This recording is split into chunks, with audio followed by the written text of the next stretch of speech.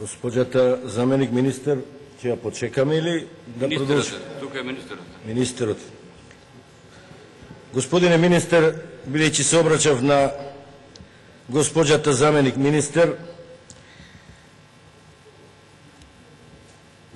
Министерството за правда, искрено вака пријателски кажано, не е компетентен соговорник на тема спорт и апелот беше во иднина Агенцијата за млади и спорт да предложи некое законско решение со кое ќе се чепне во суштината на проблемот наречен спорт, бидејќи ние како политичка партија спортот го сметаме како една од премногу значајните општествени дејности, за разлика од овој концепт што се нуди во делот на спортот, да се надминуваат само техничките прашања и проблем.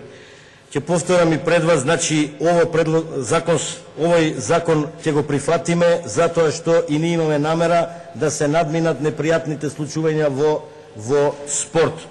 Но господо пратеници, ќе резимирам покрај тие технички проблеми уште еднаш, апелираме спортот, оваа влада да го промени пристапот кон спортот.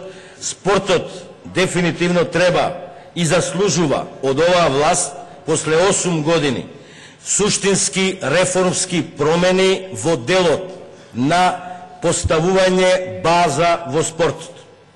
Ова што се прави е козметичка шминка и ова што се прави е мотивирано од политички причини, гол популизам и избирање политички поени. Тоа секојдневно го потврдуваат резултатите на спортските терени.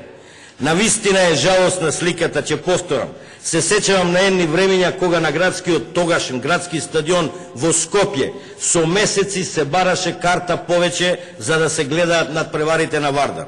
Сега кој бил последен пат од вас, не знам, на фудбалски надпревар во првенството на Република Македонија, сликата е жалостна. Нема повеќе од 100 луѓе на тие терени. И некој да зборува дека оваа влада колку реформски направила за спортот, тоа го демантира она што се случува на спортските терени. Да нема македонски представник на врвни светски надпреварувања, да нема на Олимпијада, да немаме репрезентативен состав на светско првенство, тоа говори само по себе.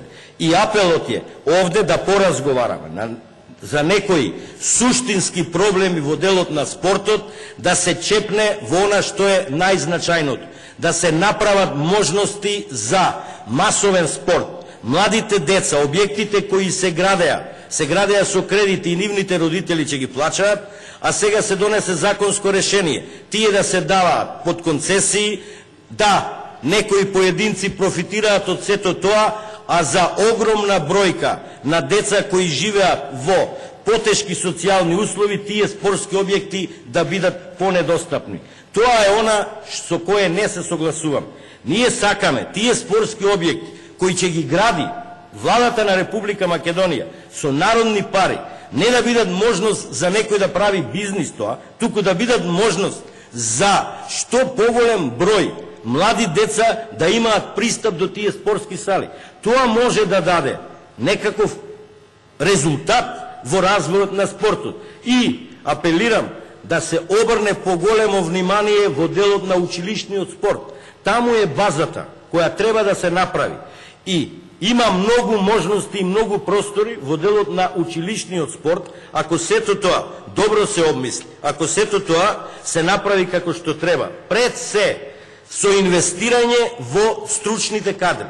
Не може да има резултати во спортот доколку нема стручни, компетентни луѓе. А верувам дека нашите високообразовни институции прават такви луѓе кои можат да работат, само треба да се направи еден добар концепт за да направиме некаков квалитетен исчекор. Бидејќи она што е реалната состојба со резултатите е доволен доказ. Дали некој ќе се обиде да спори, дали некој ќе се обиде повторно да прави политика, самиот нека ги погледне резултатите во сиве овие изминати години, самиот ќе го види одговорот дали имаме исправна политика или погрешна политика во делот на спорт.